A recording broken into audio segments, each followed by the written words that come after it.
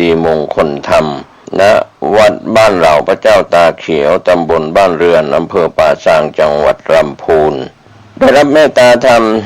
จากพระธรรมเสนาบดีรองเจ้าคณะภาค7เจ้าวาดวัดพระธาตุดอยสุเทพราชวรวิหารเป็นประธานที่ปรึกษาโครงการมีพระเทพรัตนนายกเจ้าคณะจังหวัดลำพูนเจ้าวาดวัดพระธาตุธริพุนชัยวรมหาวิหารประธานโครงการบูรณะโดยมี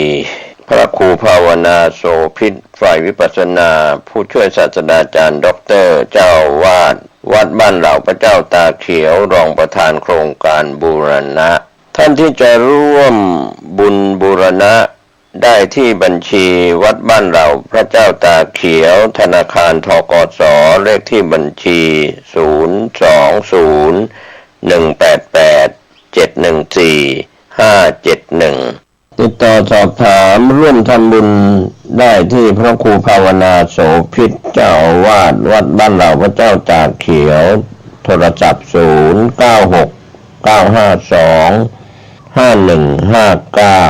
ได้ทุกวันนะครับก็เป็นส่วนที่จะได้ร่วมบุญร่วมกุศลในการบูรณะปิดทองพระเจ้าตาเขียวและบูรณะปฏิสังขรณ์พระธาตุเจดีย์มงคลธรรมของวัดบ้านเหล่าพระเจ้าตาเขียวตำบลบ้านเรือนอำเภอป่าซางจังหวัดลำพูนเชิญท่านร่วมบุญร่วมกุศลเดินทางไปที่วัดหรือทำบุญทางออนไลน์ผ่านธนาคารธกส.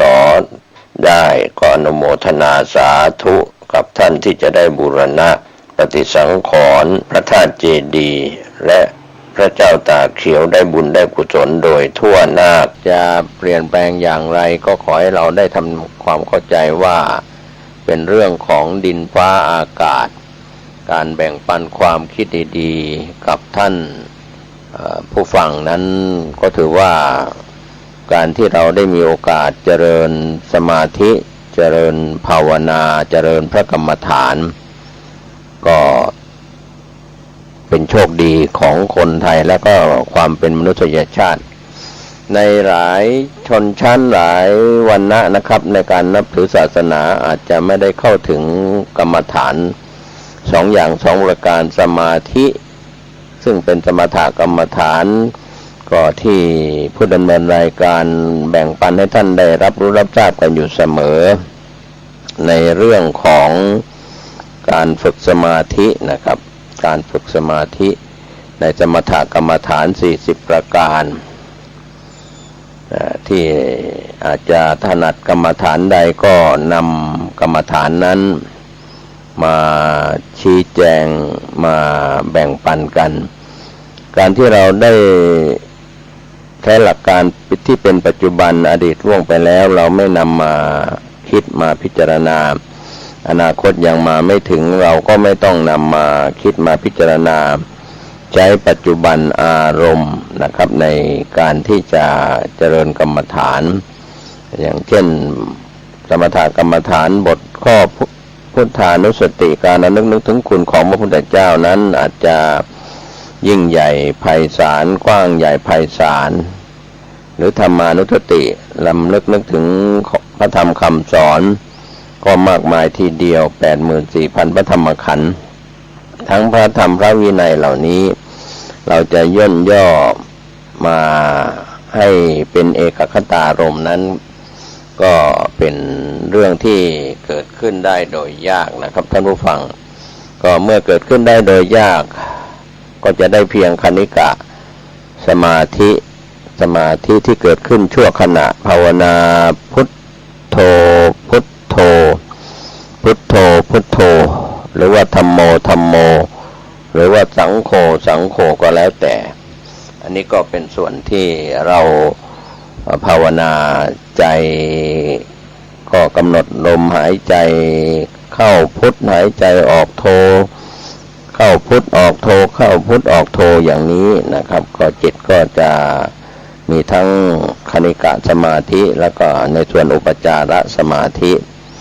แต่ในส่วนของความเป็นอัปปนาที่จะแน่นิ่งภาวนาที่เป็นสมถกรรมฐานยกขึ้นเป็นบาทของวิปัสสนา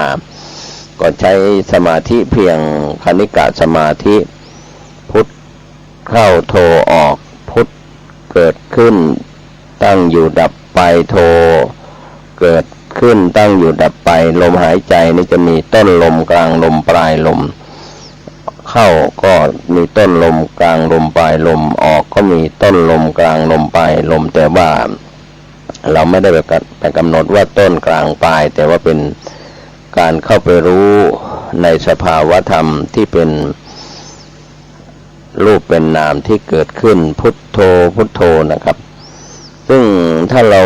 ใช้ลมหายใจที่เป็นอัศสาสะหายใจเข้าปัสสาสะหายใจออกลมหายใจเข้าออกสำหรับพระโยคีหรือพระโยคาวจรที่เป็นนักปฏิบัตินั้นก็จะเห็นได้ว่ามีลมหายใจเข้าลมหายใจออกบางครั้งกำหนดลมหายใจนานๆไปก็ลมหายใจเข้าออกหยาบนานไปก็หายใจเข้าออกละเอียดบางครั้งนี่แทบจะไม่รู้สึกว่าเราหายใจเหมือนหยุดหายใจความจริงก็ยังหายใจเข้าหายใจออกแต่ลมเข้าลมออกนั้นอาจจะละเอียดกับพระโยคีหรือผู้ที่ปฏิบัติกรรมฐานอยู่อารมณ์ก็จะมีความเป็นคณิกะสมาธิเท่านั้นนะครับเราไม่ต้องการที่จะให้แน่นิ่งหรือจะเข้าไปเพียงแค่อุปจาระเท่านั้นแต่ไม่สามารถจะเข้าสู่อัปปนาได้ถ้าไม่ได้ใช้อานาปานสติกรรมฐานไม่ได้ใช้ลมหายใจเข้าลมหายใจออกที่เป็นอานาปานสติถ้าลมหายใจเข้าหายใจออกนั้นก็สามารถแน่วแน่ดิ่งลงเป็นเอกคตารมณ์เป็นอัปปนาสมาธิได้แต่ในอนุสติ10นั้นก็พุทธานุสตินี่ยังเป็นแค่คณิกะสมาธิและก็อุปจารสมาธิเท่านั้นการแยกแยะการวิจัยธรรมวิจัยต่างๆเหล่านี้จะเกิดขึ้นเราไม่ต้องไปนึกคิดอะไรในขณะที่เราเจริญพระกรรมฐานที่เป็นปัจจุบันอารมณ์อย่างต่อเนื่องก็ทำให้ผู้ปฏิบัตินั้นมีความอิ่มใจมีความสุขใจมีความรื่นเริงในการปฏิบัติคนเราทุกวันนี้อารมณ์จิตใจฟุ้งซ่านด้วยเรื่องของอารมณ์ที่เข้ามาสู่ทวารทั้ง6ทุกวันทุกเวลาทุกเช้าสายบ่ายเย็นกลางคืนยิ่งถ้าเราไม่มีโอกาสได้หลับนอนพักผ่อนหรือพักผ่อนในสมาธิเข้าสมาธิเป็นการพักผ่อนที่ร่างกายจะสมบูรณ์นะครับเพราะว่าเราหลับนอนพักผ่อนแบบธรรมดาของคนทั่วไปก็เป็นความสุขสดชื่นในการพักผ่อนธรรมดาของการหลับนอนคนบางครั้งหลับนอนน้อยก็จิตใจไม่สงบเพราะว่าฟุ้งซ่านคิดเรื่องนั้นเรื่องนี้เป็นเรื่องเป็นราวต่อเนื่องกันไปก็ฟุ้งซ่านไปเมื่อใจไม่สงบขาดสมาธิเพราะเราไม่ได้ฝึกสมาธิเรานั่งสมาธิ5นาที10นาที30นาที1ชั่วโมงหรือเดินจงกรม5นาที10นาที30นาทีครึ่งชั่วโมง1ชั่วโมงก็แล้วแต่นะครับถ้าเราได้มีการปรับเปลี่ยนอิริยาบถก็จะเห็นได้ว่าถ้าเรานั่งนานๆก็ไม่ดีนั่งบางคนนั่งนานๆติดต่อกันหลายชั่วโมงก็บางคนก็อาจจะมีอาการเหน็บชาเพราะว่าเลือดลมอาจจะเดินถ่ายเทไม่สะดวกดังนั้นการที่จะปรับเปลี่ยนอิริยาบถนั้นก็มีเป็นตัวช่วยในด้านของการปรับเปลี่ยนอารมณ์ด้วยเรานั่งนานเกินไปก็ไม่ดีเดินมากเกินไปก็ไม่ดีนะครับเพราะการผ่อนคลายสลับกันธรรมกรรมฐานที่เกี่ยวข้องกับธรรมวิปัสสนากรรมฐานก็จะแนะนำให้ผู้เจริญกรรมฐานหรือผู้ปฏิบัติกรรมฐานนั้นปรับเปลี่ยนอิริยาบถอาจจะมากไม่เท่ากันอาจจะเท่ากันเดินกันนั่งเท่ากันเพราะส่วนใหญ่อิริยาบถนั่งกับเดิน ควรจะเท่ากันถ้ามากกว่ากันก็การปรับอินทรีย์ความเชื่อ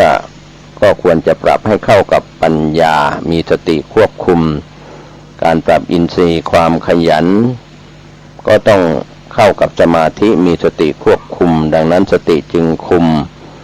ศรัทธาความเชื่อความเลื่อมใสกับปัญญาที่ควบคุมด้วยสติจึงเป็นตัวสำคัญเป็นแม่ทัพฝ่ายกรรมฐานทีเดียวบางคนบางท่านก็อาจจะกลัวภัยกลัวอันตรายการปฏิบัติพระกรรมฐานก็มีครูมีอาจารย์อยู่แล้วที่ขึ้นกรรมฐานให้บางคนก็กลัวภัยบางคนก็บอกว่าถ้าไปเจริญพระกรรมฐานคนเดียวจะเป็นอย่างนั้นจะเป็นอย่างนี้การที่คนเรามีจิตคลาดเคลื่อนวิปลาสธรรมต่างๆนั้นเพราะขาดสติขาดครูบาอาจารย์ก็อาจจะหลงทางสิ่งที่เป็นนิมิตล่อหลอกลวงล้างทำให้โยคีทั้งชายและหญิงทั้งเด็กทั้งผู้ใหญ่ทั้งบรรพชิตหรือฆราวาสก็ตามอาจจะหลงทางไปแล้วก็มีความเชื่อที่ขาดปัญญาดังนั้นสติที่กำหนดรู้เท่าทันในการเดินจงกรมในการนั่งสมาธินั่นแหละเป็นปัจจัยที่สำคัญในอารมณ์ที่เป็นปัจจุบันไม่ทำให้เราต้องหลงทางผิดทางสมาธิที่แกมด้วยโมหะนั้นก็อาจจะหลงทางได้บางครั้งนั่งไปเห็นนิมิตที่เข้ามาล่อหลอกหรือเข้ามาลวงหรือเข้ามาล้างทำให้จิตใจของผู้ที่ได้เห็นสมาธินั้นตกใจกลัวบ้างหรือเคลิบเคลิ้มไปเห็นนางฟ้าเทวดาเห็นนั่นเห็นนี่กลายเป็นเรื่องที่เรานึกว่าเป็นเข้าใจตนเองผิดไปก็เป็นเรื่องของผู้ที่ปฏิบัติของโยคีที่ปฏิบัติกันก็จะมีนิมิตกันทั้งนั้นนะครับพระอาจารย์ที่สอนกรรมฐานก็จะเตือนให้กำหนดรู้นะในส่วนของการกำหนดรู้ในการเห็นหรือบางคนก็อาจจะบอกว่ามีเสียงเหมือนมีเสียงมากระซิบก็ต้องกำหนดรู้ในเสียงนั้นกำหนดเสียงให้รู้เท่าทันสภาวธรรมก็จะเห็นว่าเสียงนั้นก็เกิดขึ้นตั้งอยู่ดับไปหรือภาพที่เป็นนิมิตนั้นก็เกิดขึ้นตั้งอยู่ดับไปดังนั้นถ้าโยคีเราเท่าทันอารมณ์ที่เป็นปัจจุบันไม่เผลอสติแม้แต่เผลอก็ต้องรู้ว่าเผลอหรือว่าขาดสติหรืออาการใดๆที่เกิดขึ้นต้องกำหนดรู้อยู่ตลอดเวลาถ้าเรายังมีสติรู้ตัวอยู่กำหนดทันอยู่ปัจจุบันไม่ใช่อดีตไม่ใช่อนาคตก็จะทำให้พระโยคีนั้นแกล้วกล้าในความเพียร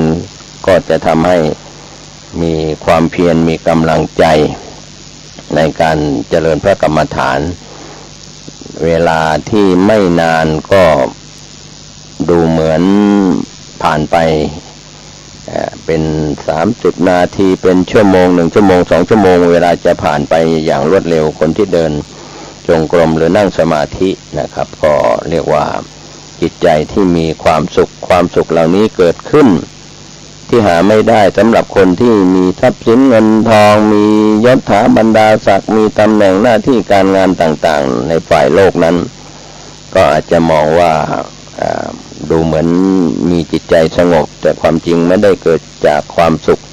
ที่เกิดขึ้นจากการเจริญพระกรรมฐานความสุขเหล่านี้จากการเจริญสมถกรรมฐานวิปัสสนากรรมฐานนั้นเป็นความสุขที่หาได้โดยยากก็จะรู้เฉพาะตัวเฉพาะตนของคนที่เจริญพระกรรมฐานความจริงหลายคนดูเหมือนว่าจะใครก็จะนั่งสมาธิก็ได้ใครจะเดินจงกรมเจริญวิปัสสนากรรมฐานเจริญสมถกรรมฐานก็ได้ส่วนที่เราจะแยกแยะว่าอะไรเป็นสมถะอะไรเป็นวิปัสสนานั้นเราก็จะรู้อยู่ว่าเราติดอยู่ในส่วนไหนของกรรมฐานพระโยคีหรือครูบาอาจารย์ในยุคเก่าก่อนนั้นก็จะถูกสอนกันในเรื่องของสมถกรรมฐาน ให้แสวงหาความสุขจากสมาธินั่งสมาธินานๆภาวนานานๆทั้งกลางวันหรือกลางคืนเมื่อเจริญสมาธิแล้วก็มีความสุขที่เกิดขึ้นจากองค์ฌานหรือจากสมาธิที่เป็นอุปจาระและอัปปนาในนั้นก็จะมีองค์คุณไม่ว่าจะเป็นสุขก็ดีเป็นปีติก็ดีองค์คุณเหล่านี้เกิดขึ้นกับผู้ปฏิบัติเท่านั้นไม่เกิดขึ้นกับผู้เรียนสมถะหรือเรียนภาคปริยัติด้านวิปัสสนาหรือสมถกรรมฐานก็ขอให้เราได้เข้าใจว่าวันหนึ่งคืนหนึ่งนั้นถ้าเราได้ใช้เวลาที่มีอยู่นะครับจะเป็นใครที่ไหนอย่างไรนะครับถ้ามีนิสัยมีอุปนิสัยคำว่าวิปัสสนานั้นก็มีความหมายแล้วอยู่ในตัวแล้วปัจจนานั้นเป็นการกำหนดรู้เป็นการเห็นแจ้งที่วิเศษที่พิเศษก็คือเป็นปัจจุบันอารมณ์กำหนดรู้รูปกำหนดรู้นามสภาวธรรมที่เป็นความจริงนั้นก็คือสภาวธรรมที่เกิดขึ้นสภาวธรรมที่ตั้งอยู่สภาวธรรมที่หายไปบางครั้งก็เห็นสภาวธรรมที่เกิดชัดตั้งอยู่ดับไปไม่ชัดบางครั้งบางคนก็เห็นสภาวธรรมที่ตั้งอยู่ชัดเจนเกิดเห็นไม่ชัดเจนดับไปเห็นไม่ชัดเจนบางคนก็เห็นรูปนามดับไปชัดเจนนะครับแต่ไม่เห็นความเกิดการตั้งอยู่ไม่ชัดเจนก็แล้วแต่ก็อยู่ที่อารมณ์ของโยคีผู้ปฏิบัติธรรมนะครับที่จะชัดเจนไม่ชัดเจนอย่างไรก็พระวิปัสสนาจารย์ก็จะแนะนำให้กำหนดส่วนที่ชัดเจนที่ไม่ชัดเจนก็กำหนดรู้ว่าไม่ชัดเจนก็มีความเข้าใจมีสภาวธรรมใดๆเกิดขึ้นมากมายทีเดียวก็ให้ใช้ตัวรู้ที่กำหนดรู้ตั้งสติกำหนดรู้อย่างเดียวนะครับรู้อาการว่างก็กำหนดรู้อาการต่างๆอาการสุขก็ต้องกำหนดรู้อย่าเผลอถ้าเผลอเราไปติดในเมื่อมีความสุขเราก็ต้องกำหนดรู้มีความทุกข์ก็ต้องกำหนดรู้อย่างเดียวในรอบของการปฏิบัติที่เราจะต้องเจริญสติให้เป็นไปโดยติดต่อสาตัจจกิริยาส่วนใหญ่ก็จะสะดุดกันไม่ต่อเนื่องกันนะครับท่านผู้ฟังนี่เป็นเรื่องสำคัญมีสติเท่าทันกำหนดรู้ทันเดี๋ยวก็เผลอเดี๋ยวรู้ทันเดี๋ยวเผลอเดี๋ยวรู้ทันสลับกันไปก็จะไม่ต่อเนื่องกันถ้าเรากำหนดไม่ได้เก่งหรือกำหนดตามสบายในการเจริญสติปัฏฐานกำหนดรู้ไปตามธรรมดาปกติก็จะเป็นเรื่องของบุญวาสนาเราอย่าไปตั้งความหวังว่าเราจะได้อย่างนั้นเราจะมีอย่างนี้จะเกิดอย่างนั้นจะเกิดอย่างนี้ก็พระวิปัสสนาจารย์ท่านก็จะให้พระโยคีไม่ได้รับเรื่องราวต่างๆจากสื่อภายนอกก็จะหยุดอ่านหนังสือพิมพ์หยุดฟังวิทยุกระจายเสียงหยุดชมทีวีหยุดถ้ามีในยุคปัจจุบันก็หยุดเล่นเฟซเล่นไลน์เล่นอินสตาแกรมอะไรต่างๆก็แล้วแต่ที่เป็นโซเชียลเน็ตเวิร์คก็ต้องหยุดหมดหยุดสื่อสารภายนอกปิดประตูภายนอกให้เหลืออยู่เฉพาะในการเจริญสติเจริญกรรมฐานก็เป็นเรื่องที่น่าเป็นห่วงอยู่เหมือนกันว่ากลุ่มบุคคลทั้งเด็กทั้งผู้ใหญ่ในปัจจุบันติดอินเทอร์เน็ตติดอะไรต่างๆมากมายไม่ว่าจะเป็น Facebook ไลน์หรืออะไรต่างๆที่เกี่ยวกับโซเชียลเน็ตเวิร์กนะครับช่องทางที่ถูกจู่โจมนั้นเป็นมารมากกว่าเป็นพระคือเป็นทางของมารก็มีกิเลสมารที่เกิดขึ้นทางตากิเลสมารที่เกิดขึ้นทางหูกิเลสมารที่เกิดขึ้นทางจมูกกิเลสมารที่เกิดขึ้นทางลิ้นกิเลสมารที่เกิดขึ้นทางกายและกิเลสมารที่เกิดขึ้นทางใจก็มีการตีตนไปก่อนไข้ต้องอย่างนั้นต้องอย่างนี้จะเป็นอย่างนั้นจะเป็นอย่างนี้ก็เป็นเรื่องราวที่เป็นอนาคตบ้างเป็นเรื่องราวที่เป็นอดีตบ้าง ถ้าเป็นปัจจุบันอารมณ์ของพระโยคีที่ปฏิบัตินั้นเป็นปัจจุบันสติกำหนดรู้อย่างเดียวให้ทันอย่างเดียวอย่าไปคล้องแวะอย่าไปนำเรื่องราวที่ผ่านมานึกมาคิดก็กลายเป็นวิปัสสนึกวิปัสสคิดไปไม่ใช่วิปัสสนาที่เป็นปัจจุบันดังนั้นการที่เราจะรู้ทันปัจจุบันอารมณ์เนี่ยมีอยู่ขณะการเวลาที่อยู่กลางๆเนี่ยไม่ใช่อดีตไม่ใช่อนาคตเราผ่านไปแล้วอารมณ์ต่างๆผ่านไปแล้วไปตามกำหนดก็เป็นอดีตไปยังมาไม่ถึงเราก็กำหนดก่อนเหตุที่จะเกิดขึ้นเพราะฉะนั้นการที่เราจะกำหนดรู้สิ่งใดๆก็ต้องรู้ในกำหนดที่เป็นปัจจุบันอารมณ์นะครับท่านผู้ฟังสิ่งใดที่เรากำหนดรู้เป็นอารมณ์ปัจจุบันจริงๆแค่การรักษาอารมณ์รักษาความรู้สึกที่เป็นปัจจุบันให้ทันปัจจุบันให้ทันปัจจุบันต่อเนื่องให้ทันปัจจุบันเห็นกำหนดทันได้ยินกำหนดทันดมกลิ่นกำหนดทันสัมผัสทางกายกำหนดทันนึกคิดทางใจกำหนดทันทางใจนี่สำคัญจะเผลอเดี๋ยวก็คิดเรื่องนั้นเดี๋ยวก็คิดเรื่องนี้ว่าคนเราที่เคยศึกษามามากก็จะกังวลหรือคิดเรื่องราวที่เคยศึกษาไม่ว่าจะเป็นศาสตร์ต่างๆในฝ่ายโลกก็ตามนี่ก็เป็นเรื่องที่เราจะต้องวางอารมณ์เอาเฉพาะในส่วนกรรมฐานที่พระวิปัสสนาจารย์หรืออาจารย์ที่สอนกรรมฐานสอนในส่วนของคำภาวนาหรือกำหนดรู้ในตอนช่วงต้นอาจจะใช้คำบัญญัติเพื่อให้โยคีที่ปฏิบัติใหม่ๆนั้นติดอยู่ในกรรมฐานก่อนคำว่าพุทธคำว่าโธหรือว่าคำว่าพองหนอยุบหนอหรือคำบัญญัติเหล่านี้จะมีอยู่ในช่วงแรกๆในคำภาวนาแต่ต่อไปนั้นก็จะถอนในเรื่องของบัญญัติคำภาวนานั้นเป็นบัญญัติไม่ว่าจะพองจะยุบจะพุทโธสัมมาอรหังอะไรต่างๆเหล่านี้เป็นบทบัญญัติคำภาวนาที่ให้ยึดเหนี่ยวในอารมณ์กรรมฐานในส่วนของโยคีที่ปฏิบัติใหม่ๆแต่โยคีที่ปฏิบัตินานๆเข้าสู่สภาวะธรรมก็จะ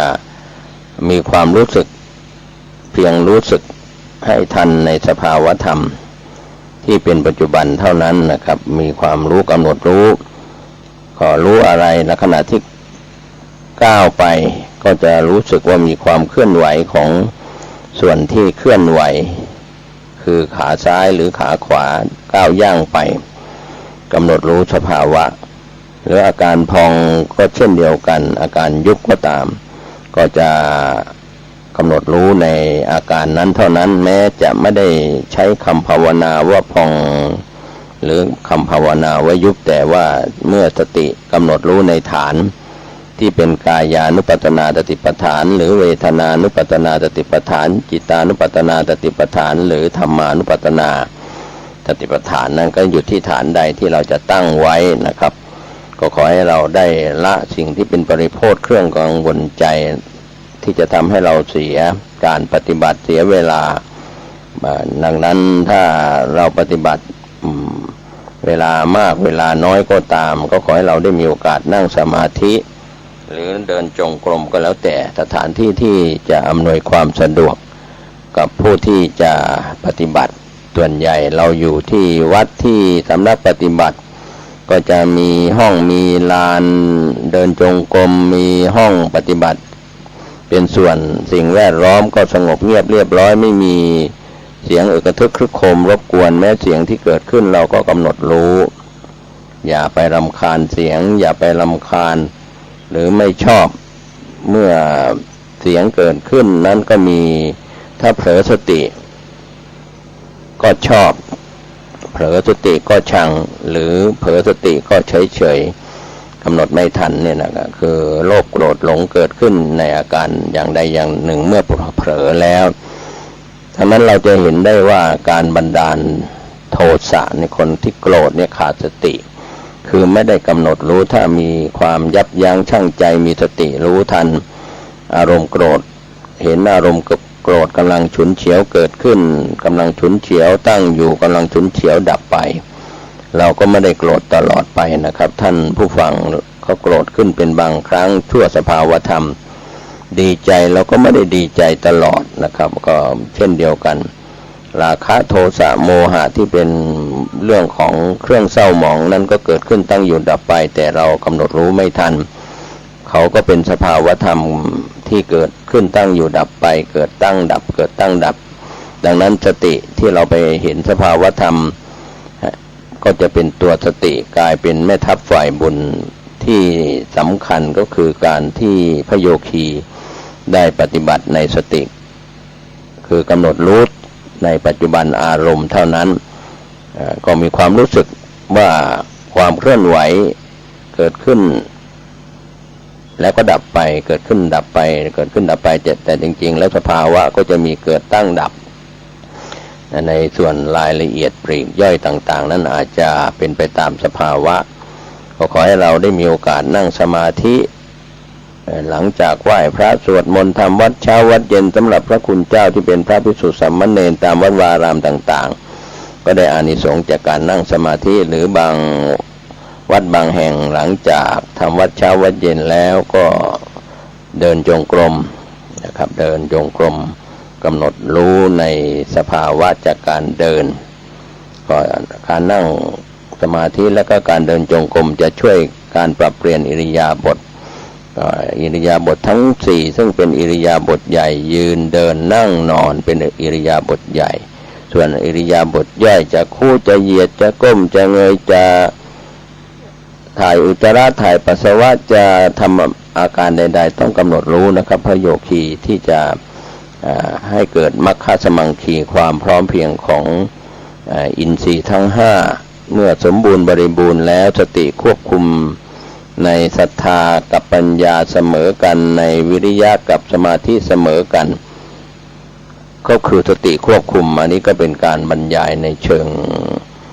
คำพูดแต่ว่าในสภาวธรรมเราก็คงไม่ได้กลับไปกำหนดแต่เราก็จะมีศรัทธาเชื่อมั่นในว่าพระพุทธเจ้ามีจริงพระธรรมมีจริงพระสงฆ์มีจริงครูบาอาจารย์มีจริงคุณพ่อคุณแม่มีจริงก็จะเกิดความศรัทธามากยิ่งขึ้นครับวันนี้ผมเกษตรพระสำริดวิทยากรแบ่งปันความคิดดีๆสู่ท่านผู้ฟัง